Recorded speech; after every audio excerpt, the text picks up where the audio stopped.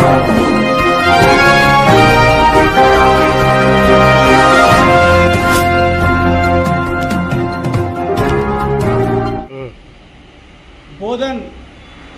పట్టణంలో మొన్న ఏదైతే టీ న్యూస్ తారా చంద్ గారి యొక్క దిష్టిబొమ్మ దగ్ధం చేస్తూ మరియు అలాగే నమస్తే తెలంగాణ బలరాం రాజు గారి యొక్క దిష్టిబొమ్మ దగ్ధం చేయడం అనేది చాలా ఏహమైన చర్య.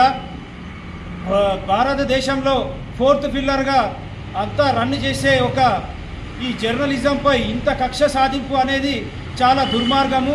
చేసేది ఇసుక మాఫియా. ఉన్నది ఉన్నట్టుగా రాసినందుకు పత్రికా మిత్రుల దిష్టిబొమ్మ దానం చేయడం అనేది ఇప్పటిదాకా తెలంగాణలో కానీ దేశంలో కానీ ఎక్కడ కూడా మేము చూడలేని దృశ్యాలు ఈరోజు బోధన్ పట్టణంలో చూస్తూ ఉన్నాం.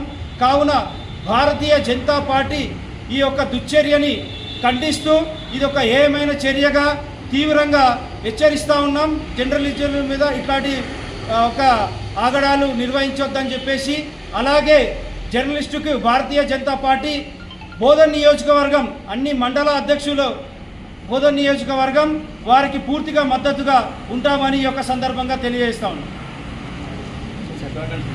గురువారం రోజు మధ్యాహ్నం సడన్గా అధికారుల నుంచి కలెక్టర్ గారి నుంచి వెంటనే ఖండగాం ఏదైతే సిద్ధాపూర్ ఇసుక డంప్ ఉందో, ఇసుక క్వారీ ఉందో దాన్ని సడన్గా ఆపేయమని పైనుంచి ఆదేశాలు వచ్చినాయి. ఆదేశాలు రాగానే వీళ్ళేదో ఇసుక మాఫియా వాళ్ళంతా కలిసి ఏదో కొంపలు మునిగిపోయినట్టు వాళ్ళకు యూనియన్ పెట్టుకొని దాన్ని వచ్చేసి ఏదో సుదీర్ఘమైన అనుభవం ఉన్న బలరాం రాజు గారు, అదేవిధంగా 15 సంవత్సరాలు ఎలక్ట్రానిక్ మీడియాలో పనిచేస్తున్న సోదరుడు తారాచంద్ గారి దిష్టిబొమ్మలు దానం చేయడం అనేది చాలా దురదృష్టకరమైన చర్య. అది పైగా మన బోధన్ పట్టణంలో జరగడం ఇది చాలా దురదృష్టకరం. దీన్ని పూర్తిగా భారతీయ జనతా పార్టీ ఖండిస్తుంది. అదేవిధంగా విలేకరులు ఎవరైతే ఉన్నారో, ప్రెస్ ఏదైతే ఉందో వాళ్లకు మేము వెన్నుదన్నుగా తప్పకుండా ఉంటామని తెలియజేస్తున్నాం. మరొకసారి ఇసుక మాఫియాకు మేము హెచ్చరిస్తూ ఉన్నాం, ఇలాంటి చర్యలు మానుకోండి. మీరు ఏదైతే ఉన్నారో మీరు కరెక్ట్గా చేసినట్టయితే బలరాం రాజు గారు 40 సంవత్సరాలు ఎన్నో గవర్నమెంట్లు ఎంతోమంది ఎమ్మెల్యేలు ఆయన ముందు వెళ్ళారు, వచ్చారు. అదేవిధంగా గత 3 పర్యాయాలు కూడా మన తారాచంద్ సోదరుడు ఆయన కూడా 3 ఎమ్మెల్యేలను ఆల్రెడీ చూసిన వ్యక్తి. అలాంటి వ్యక్తులపైన ఇలాంటి అభాండాలు మోపి వారి దిష్టిబొమ్మలు దానం చేయడం అనేది దురదృష్టకరం. అదేవిధంగా వాళ్ళే ఉల్టా వెళ్ళి సబ్ కలెక్టర్ని కలవడం, ఏసీపీని కలవడం ఇది బోధన్ నియోజకవర్గంలోనే చెల్లుతుందని అనిపిస్తుంది.